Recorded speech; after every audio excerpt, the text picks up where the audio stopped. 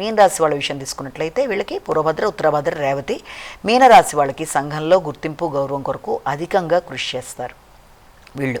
అలాగే రావలసిన లాభాల విషయంలో ఎక్కువ ఫోకస్ చేస్తారు.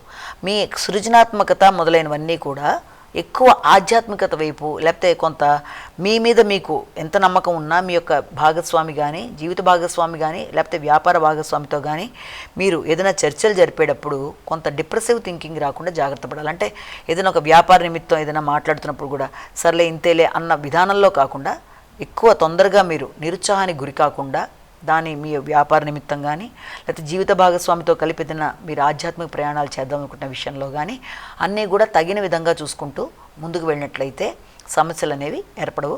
అలాగే సంతానానికి సంబంధించిన ఆరోగ్య విషయంలో కానీ, వారి యొక్క అభివృద్ధి విషయంలో కానీ మీరు తీసుకుంటున్న నిర్ణయాల్లో ఆకస్మిక వాయిదాలకు అవకాశం ఉన్న రీత్యా, లేకపోతే ఏదో రూపంలో వాళ్ళు తర్వాత చేద్దాలని పెండింగ్ పెట్టుకునే అవకాశాలు ఉన్నాయి కనుక ఆ విషయంలో తగిన విధంగా ఆచితూచి వ్యవహరిస్తూ ముందుకు వెళ్ళినట్లయితే అనుకున్న ఫలితాలు సాధించగలుగుతారు. అమ్మా, ఇక ద్వాదశ రాశుల వారందరూ కూడా పాటించడానికి వీలుగా ఉన్నటువంటి పరిహారం ఏదైనా తెలియజేస్తారా?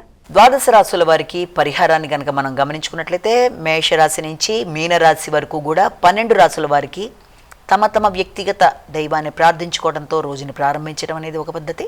అలాగే దాంతోపాటుగా అవకాశం ఉన్నట్లయితే తప్పనిసరిగా ఈరోజు లక్ష్మీనారాయణులని స్మరించుకోవడం, ముఖ్యంగా అమ్మవారికి సంబంధించిన అష్టోత్తరాలు, శతనామావళి మొదలైనవి చేసుకోవడం, దాంతోపాటుగా ఇంకా అవకాశం ఉన్నట్లయితే అమ్మవారికి సంబంధించిన దేవాలయాలకి వెళ్ళడం, కనకదార స్తోత్రం మొదలైనవి చేసుకోవడం విన్నా మంచిదే.